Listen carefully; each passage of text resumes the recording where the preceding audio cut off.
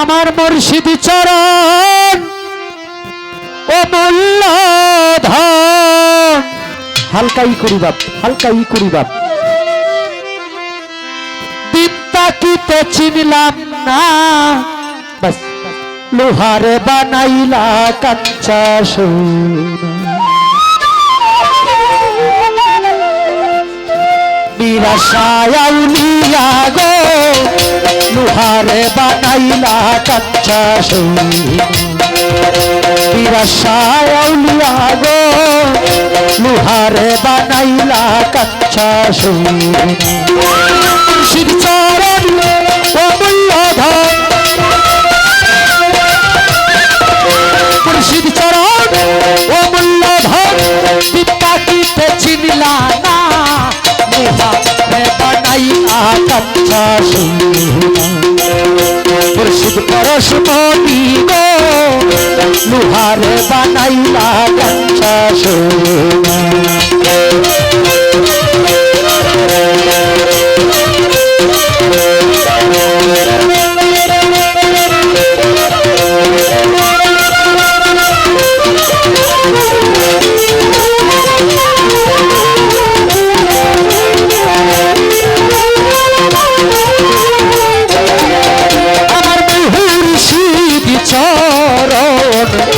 যে করছে ভজন বিনা দুধে ওই পাতিয়া তারা তুইলাছে বাহাকো।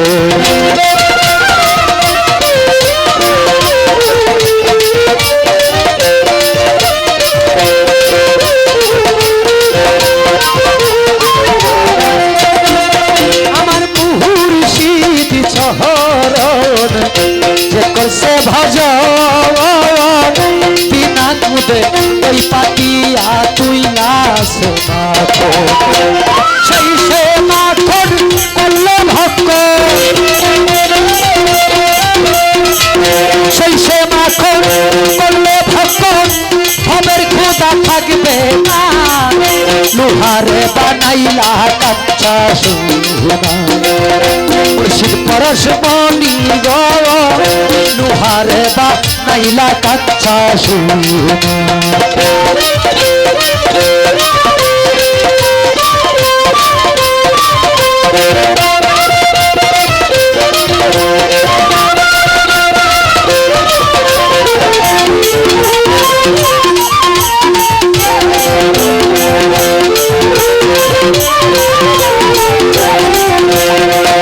তোমার হৃদ কমলে যখন ফুটবে ফুল, মন ভ্রমরা জ্ঞান চূড়া হইবে রে আকুল।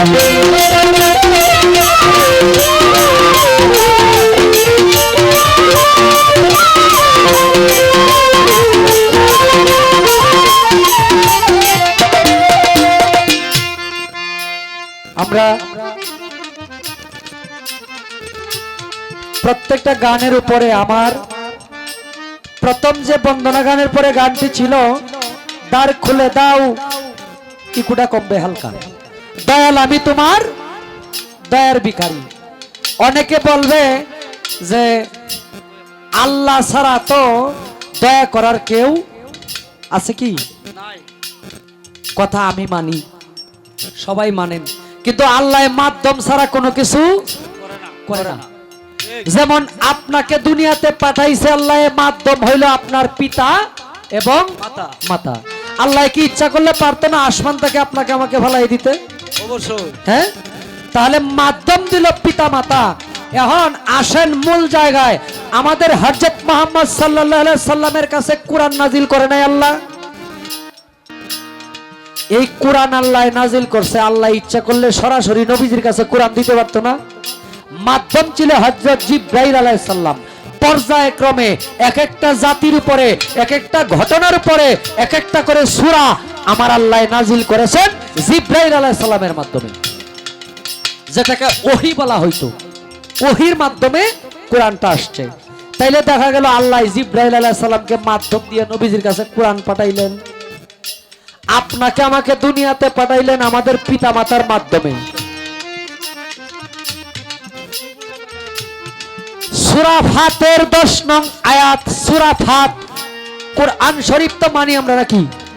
কোরআন যে ব্যক্তি না মানলো সেই ব্যক্তি নিঃসন্দেহে কাফের। কোরআন শরীফের যারা আমার এই গান শুনতেছে, অনেক বড় মাওলানা মুক্তির কানে আমাদের এই মাইকের সাউন্ড যাইতেছে না? যদি আমার কথা ভুল হয় আমার সামনে আইসা আমারে শাস্তি দিতে পারে, আমি মাইনে নিব। কোরআন শরীফের সূরা ফাতের 10 নং আয়াতে আমার আল্লাহ বলছে, হে রাসূল আপনি বলে দিন আপনার হাতে হাত দিয়া যারা বায়াত গ্রহণ করলো তারা যেন আমি আল্লাহর হাতে হাত দিয়ে বায়াত গ্রহণ করলো। সুবহানাল্লাহ। তাহলে কোরআন শরীফ দ্বারা বোঝা গেল বায়াত হওয়া দরকার। অনেকে বলে পীর ধরতে হবে না, পীর ধরার কোনো দরকার নাই। আচ্ছা, এই বিশ্বের মধ্যে যে সমস্ত মানুষ বলে তাদের চাইতে সর্বশ্রেষ্ঠ মাওলানা, সবচাইতে বড় মাওলানার নাম কি ছিল? মাওলানা জালালউদ্দিন রুমি। তিনি ছিলেন বিশ্বের সবচাইতে বড় মাওলানা। সেই জালালউদ্দিন রুমি রাহমাতুল্লাহ আলাইহি বললেন, আমি ততক্ষণ পর্যন্ত নিজেকে একজন মানুষ হিসাবে দাবি করতে পারি নাই যতক্ষণ পর্যন্ত শামস তাবরেজের পায়ের রবি আমি না করলাম। পশ্চিম দিকে ভাও দিয়া শামস তাবরেজ শুয়ে রইছে। আমি আমার কাছে দায়িত্ব দেন, মানুষ কেমনে রাখা লাগে এটা আমি বুঝবো। শামস তাবরেজ পশ্চিম দিকে পাও দিয়া বইসা রইল। মাওলানা জালালউদ্দিন রুমি বলে, আপনি যে পশ্চিম দিকে পাও দিয়া রইলেন, আল্লাহর কাবাগর পশ্চিম দিকে। কয়, তোমার আল্লাহ কোন দিকে থাকে না, এই দিকে আমার পাও দুইটা ঘুরাই দাও তুমি। কয়, তোমার আল্লাহ যেদিকে নাই, আল্লাহ যেদিকে নাই এই দিকে আমার দুইটা পাও তুমি রাইকা নিজের হাতে যাও। অনেক বড় ইতিহাস। তাহলে বোঝা গেল একজন মানুষকে প্রকৃত মুসলমান হইতে গেলে, মুসলমান ইসলাম শব্দের অর্থ শান্তি, মুসলমান শব্দের অর্থ আত্মসমর্পণকারী। কোন ব্যক্তি যদি একজন পীরে কামেলের হাতে হাত দিয়া বায়াত গ্রহণ না করে, সে ততক্ষণ পর্যন্ত নিজেকে মুসলমান দাবি করতে পারবে না।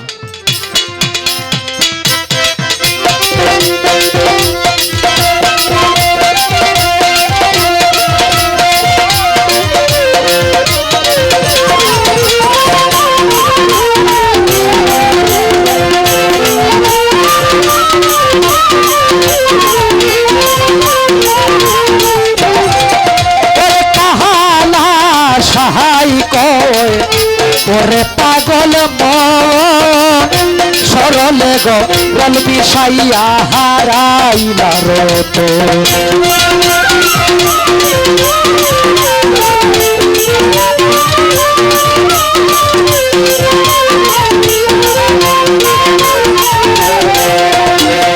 ওরে কাহালা সাহাই কর ওরে পাগল মন সরলে গো গল বিষাইয়া হারাইলা রত। সরল দেশে গেলে রে মন, সরল দেশে গেলে রে মন, গরলের ভাব থাকে না। লোহারে বানাইলা খচ্চা সে মুর্শিদ পরশমণি গো, লোহারে বানাইলা খচ্চা সে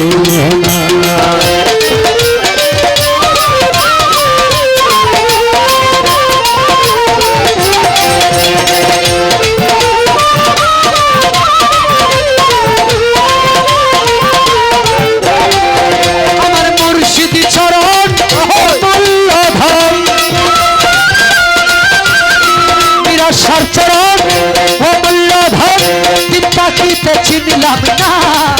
লোহারে বানাইলা কচ্চা সোনা প্রসিদ্ধ পরশমণি গো, লোহারে বানাইলা কচ্চা সোনা, লোহারে বানাইলা কচ্চা সোনা। ধন্যবাদ।